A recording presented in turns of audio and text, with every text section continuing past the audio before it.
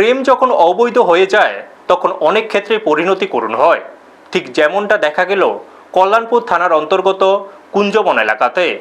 সংশ্লিষ্ট এলাকার নির্জন রাবার বাগানে একই গাছের ডালে পাশাপাশি ঝুলন্ত অবস্থায় মৃতদেহ উদ্ধার হয় হরিদাস পাল, পিতা বুলু পাল এবং পাপিয়া শীল পাল, স্বামী জীবন পাল নামে দুজনের। স্বাভাবিকভাবে এই জোড়া মৃতদেহ উদ্ধারের ঘটনা এলাকা জুড়ে ব্যাপক চাঞ্চল্য তৈরি করেছে। ঘটনার খবর পেয়ে কল্যাণপুর থানার পুলিশ ঘটনাস্থলে ছুটে গিয়ে মৃতদেহ উদ্ধার করে নিকটবর্তী কল্যাণপুর হাসপাতালে নিয়ে যায় ময়না তদন্তের জন্য।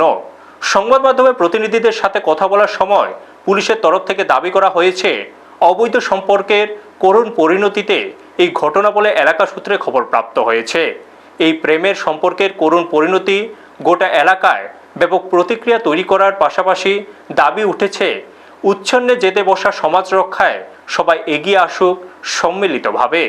ব্যুরো রিপোর্ট, নিউজ তৎকাল 24।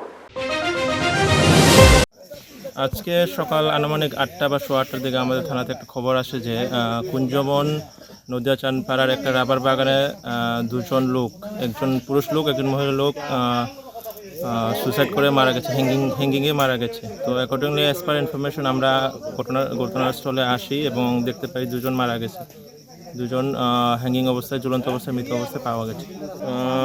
ওদের মধ্যে ছেলের নাম হচ্ছে হরিদাস পাল, বয়স 26, বাবার নাম শ্রী বুলু পাল, বাড়ি কুঞ্জবন নদিয়া চানপাড়া।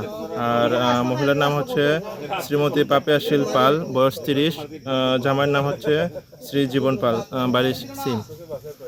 একটা জাস্ট গ্রামবাসীদের থেকে একটা জানতে পেরেছে ওদের মধ্যে হয়তো বা কোনো একটা সম্পর্ক ছিল, সে কারণে হয়তো বা ওরা। আপনারা দেখছেন নিউজ তৎকাল 24।